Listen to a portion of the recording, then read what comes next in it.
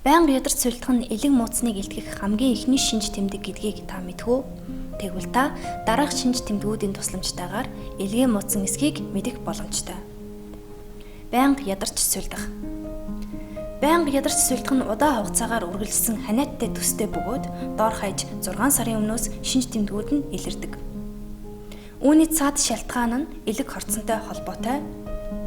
Элэг нь бие махбодод энергийг түгээдэг маш чухал үүрэгтэй эрхтэн. Эрүүл элэг хоол хүнсээр дамжуулан глюкозыг энерги тэжээл хэрэгтэй газарт цутгадаг бол харин өвчтэй элэг глюкозыг арай ядан үйлдвэрлэх бөгөөд хадгалах зайч бага байдаг. Арьс нүд шарлах. Арьс болон нүдний өнгө шарлах нь тусдаа өвчин биш, харин ямар нэг эрхтний хэвийн үйл ажиллагаа алдагдсны илрэл. Ихэнхдээ өвлсөн элэг нь их хэмжээний билирубин хэмээх шар өнгөтэй пигмент ялгаруулдаг бөгөөд энэ нь элгийн дэх үхсэн цусны улаан эсүүдийн задралаас бий болдог.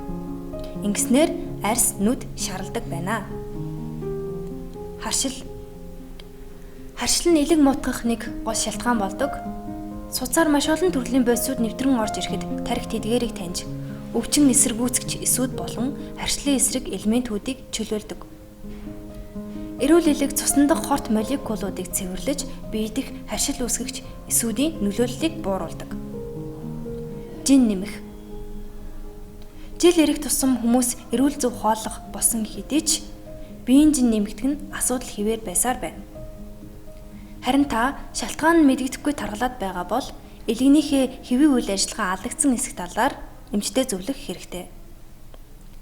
Учир нь элэг арх согтууруулах ундааны зүйл, амтлагч, тослог ихтэй хоол хүнс, тодорхой эм бэлтгэлүүд зэрэгт байх хорт бодисуудыг зохицуулж чадахгүйд хүрдэг.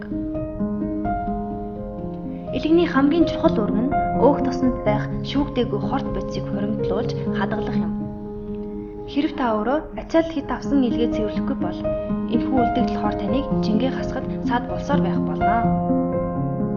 Хүл гар хавдах. Эд эс хэр их өвчлсөн байна, элэгний үйл ажиллагаанд төдий чиний хүндрэлтэй байдаг. Хоёр дахь нь хөлн шингэн аажмаар хоригдлогдож хавдах шалтгаан болдог. Гэсэн ч уг хавдар нь өвчмөгүй байдаг. Хамгийн харагдахуйц хавдар биеийн доод хэсгээр илэрдэг бөгөөд хоёр хөлний ирээн булчин гуй хүртэл хавдж болно. Элэг хаваар өвдөх.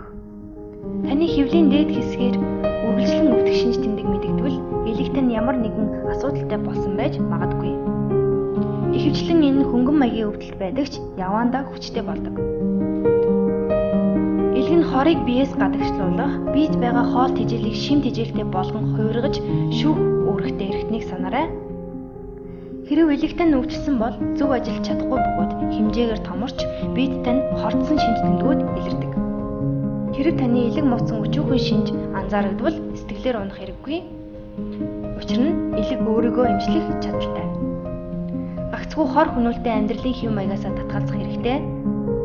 Ингээд маш амархан. Таны элэгний үйл ажиллагааг эрс шинжлэх маш олон төрлийн байгалийн бүтээгдэхүүнүүд байдгийг эрдэмтэж зөвлөж байна.